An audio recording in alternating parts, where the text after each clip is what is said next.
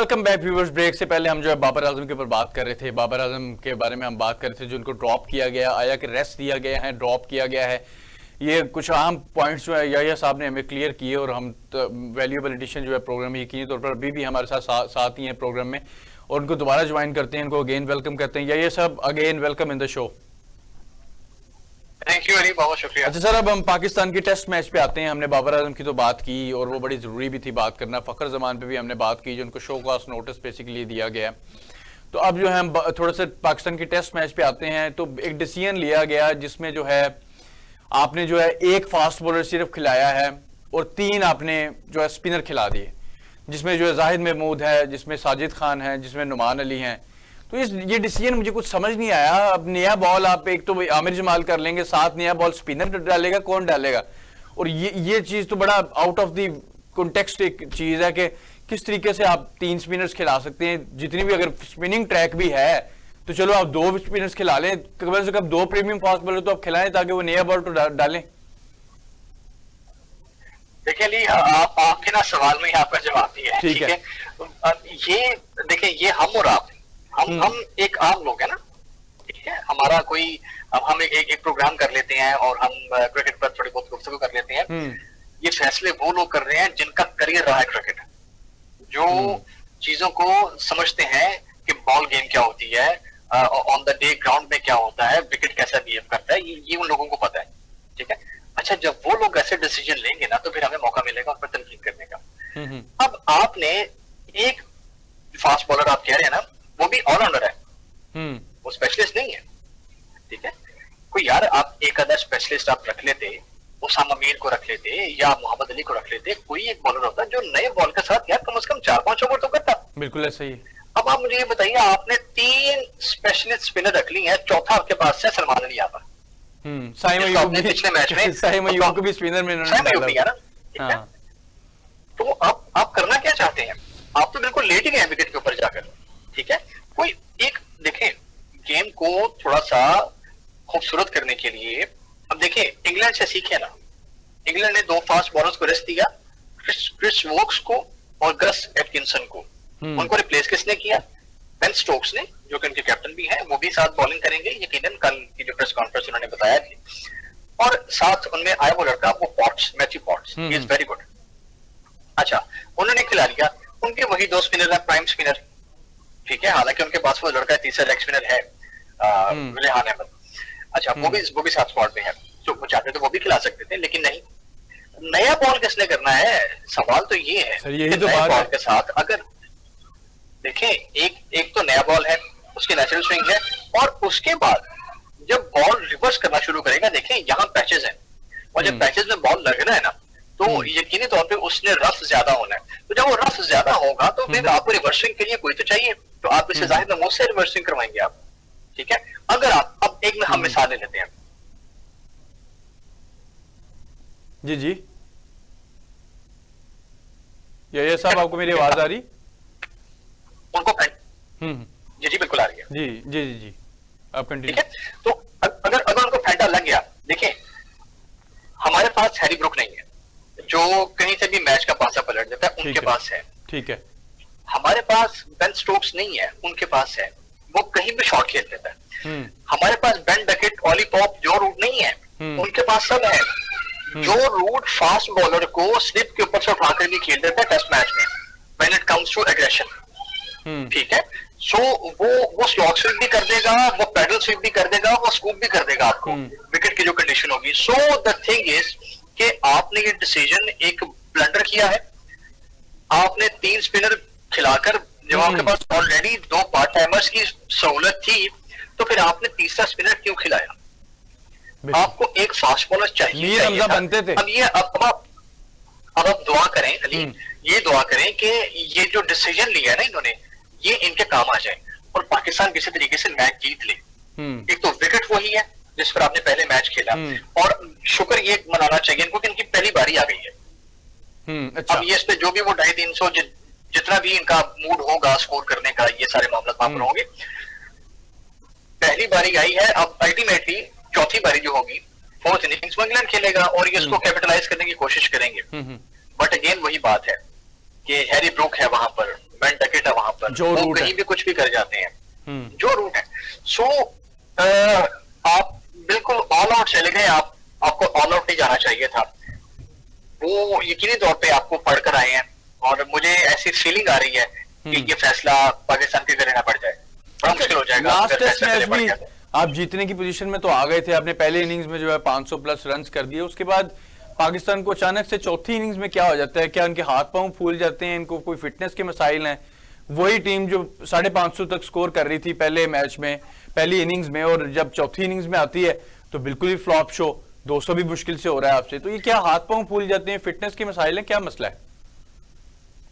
नहीं, ये फिटनेस के मसाइल ज्यादा है। देखें, जब आप फिट नहीं होंगे तो फिर आपके हाथ पांव तो अल्टीमेटली फूल जाएंगे ना। ठीक है। अब आप शाहीन को आप ड्रॉप करते हैं अगेंस्ट बांग्लादेश, ठीक है, और उसके बाद आप उसको ये मैच खिला लेते हैं। वाई? परफॉर्मेंस उसकी क्या रही है टेस्ट मैच में? उसने कौन से आपको आउट करके दे दिए पिछले इतने मैचेस में? ठीक है, उसका एक बॉल तो स्पॉट पर पड़ नहीं रहा है। ये आपको तो आउट कर रहे थे ना उनके, तो जो आउट हुए भी हैं वो भी एक अच्छा कैच लिया उसने, आमिर जमाल ने, तो वो 0 पर आउट हो गया।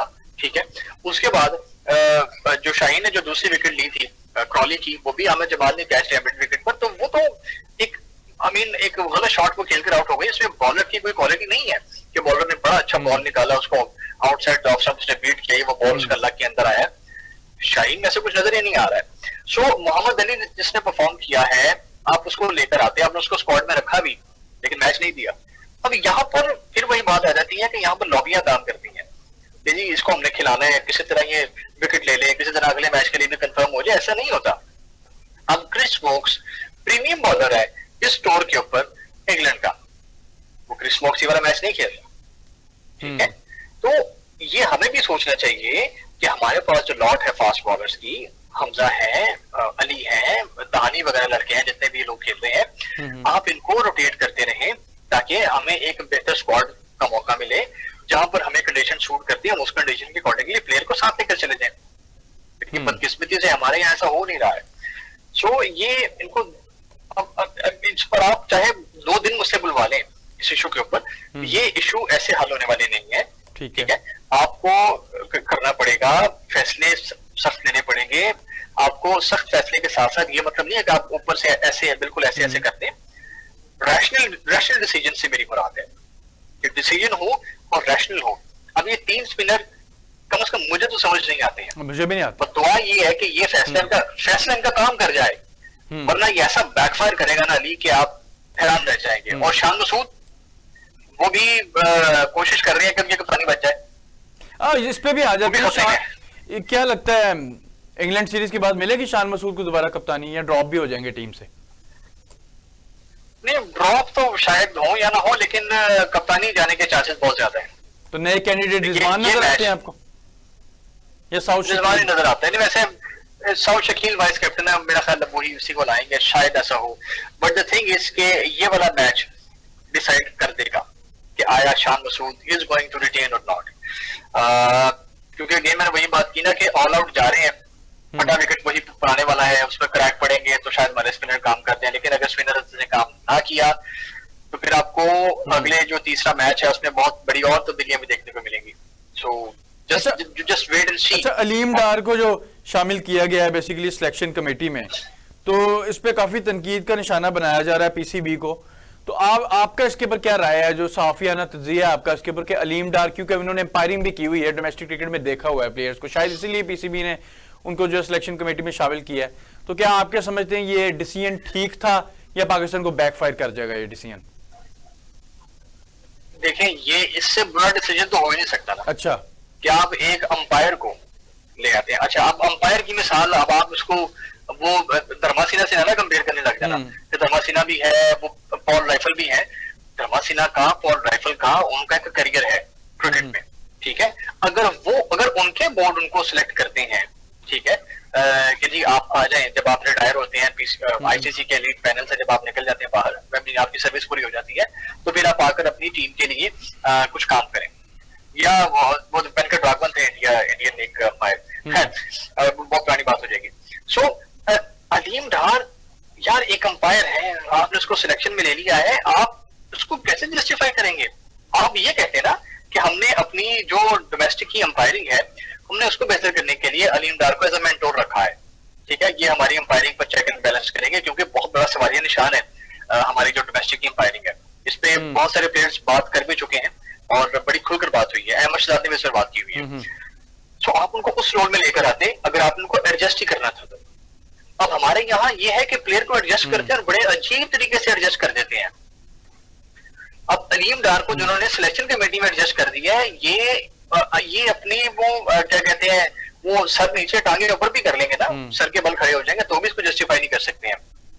अजहर अली को समझ आता है, अजहर अली पाकिस्तान का कप्तान रहा है, 97 टेस्ट मैचेस है, एक लंबा अच्छा खासा करियर है। आकिब जावेद की भी समझ आती है, आकिब जावेद ने बहुत क्रिकेट खेली है। आकिब जावेद अभी रिसेंटली टीम्स को कोच भी कर आए हैं, उनके कोचिंग का भी एक्सपीरियंस है, बहुत सारे मामला हैं उनके, सो वो भी समझ आती है।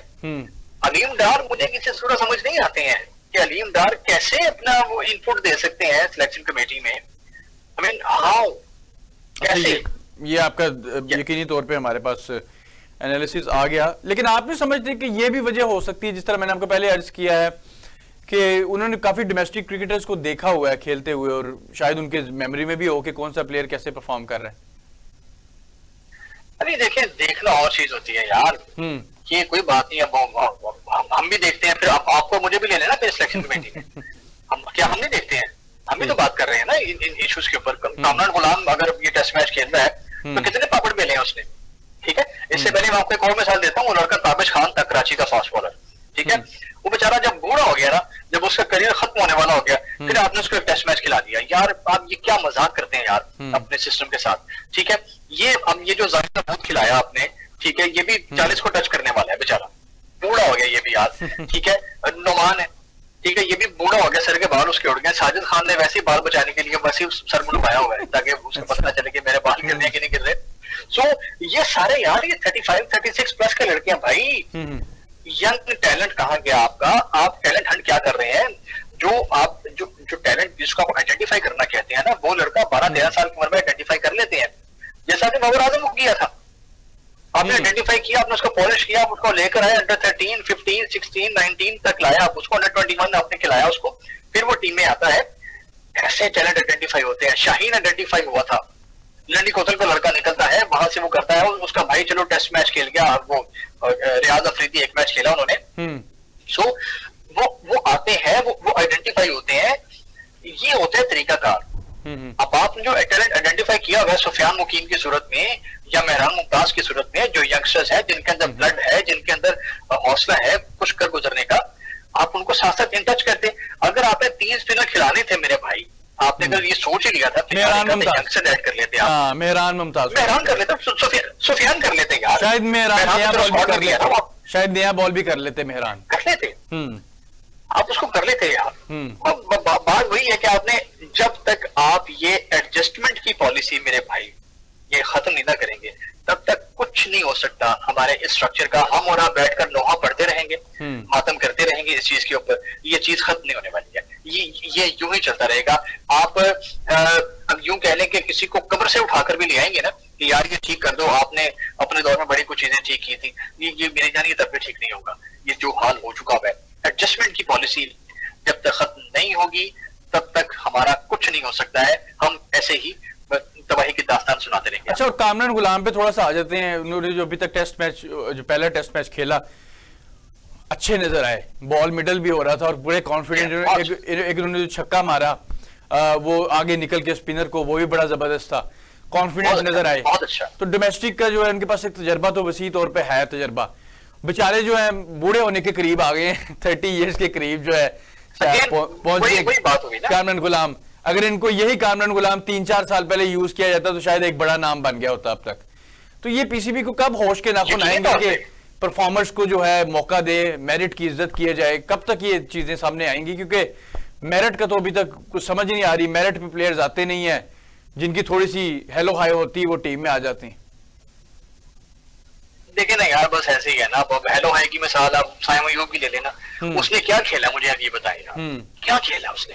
अब कामरान गुलाम को आप टीम में ला रहे हैं बूढ़ा करके, और साइम अयूब का फर्ज अपना उठाकर लेकर आ रहे हैं यार। आप उसको किसी स्ट्रक्चर में डालें तो सही। मैं कहता हूँ जी वो बैक टू बैक 100 कर जाए, लेकिन इसका ये मतलब नहीं है कि बहुत बड़ा प्लेयर बन जाएगा। एक मसल मेमोरी डेवलप होती है, एक मार खाई होती है, पंजाबी जी कहते हैं ना कि तुप्पे वाल चटे कहते होंगे नहीं, क्या एक्सपीरियंस से वाल सफेद होते हैं। सो कामरान गुलाम के जो बैक ऑफ द माइंड उसकी ट्रेनिंग है, उसने लंबे इनिंग्स खेली हुई है, उसने टॉप किया हुआ है हमारे जो प्रीमियर डोमेस्टिक टूर्नामेंट है, वो एक बार नहीं 2-3 बार उसने टॉप किया हुआ है। सो उसका टीम में आना तो आप कह लें कि था ही था, ऑन द कार्ड्स था, लेकिन वो क्यों नहीं आ पा रहा था, ये एक नई बहस है, वो क्यों नहीं आ पा रहा था, आपने उसको स्पेस दी नहीं है।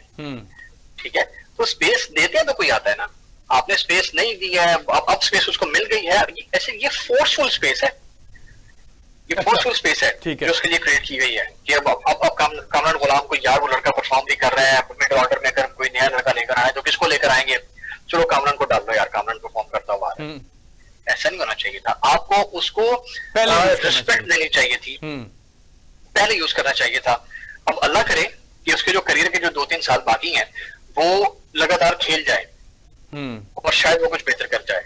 लेकिन मुझे ऐसा लगता है कि जैसे आपने कहा कि अगर वो 3-4 साल पहले आता, मेरा ख्याल है उसको आइडेंटिफाई 5-6 साल पहले कर लेना चाहिए था।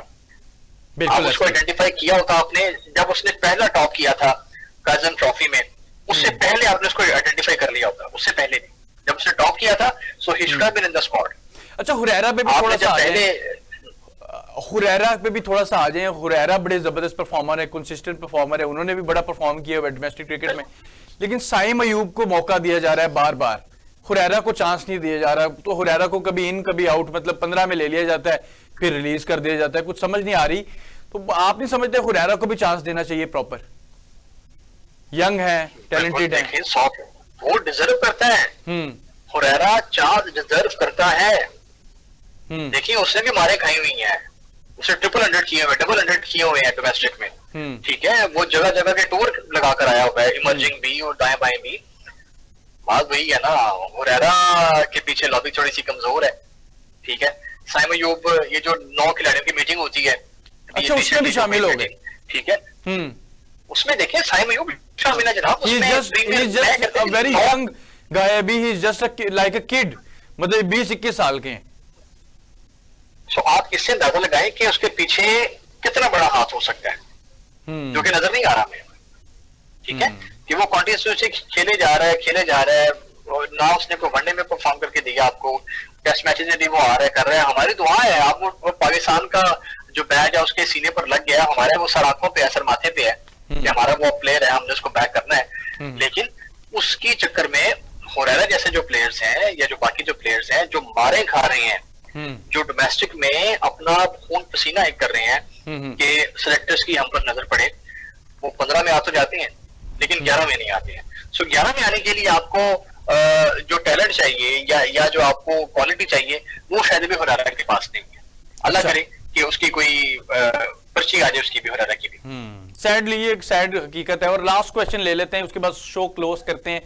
अब पाकिस्तान सेकंड टेस्ट मैच इस वक्त खेल रहा है, और पाकिस्तान को क्या हिकमत अमली अपनानी पड़ेगी ये टेस्ट मैच जीतने के लिए, क्या टैक्टिक्स अपनाने पड़ेंगे, और पाकिस्तान को कितने रन करने पड़ेंगे पहली इनिंग्स में अगर आप मैच जीतना चाहते हैं? देखिए अली, पाकिस्तान को ना सिर्फ दुआ करनी चाहिए कि ये जो फैसला उन्होंने किया ना 3 स्पिनर्स वाला, ये उनके काम आ जाए। ठीक है, ठीक है, ये बाकी बातें बाद की है कि पाकिस्तान इतना स्कोर करेगा और ये इतने में पाकिस्तान जीत सकता है मैच, क्योंकि ये घर से प्लानिंग करके आए हैं और ये ऑल आउट जा चुके हुए हैं। ठीक है, ये चाहे 500 कर लें, ये चाहे 300 कर लें, ये चाहे 200 पे आउट हो जाएं, ठीक है, अल्टीमेटली इन्होंने अपने बॉलर्स के जरिए मैच बचाना है।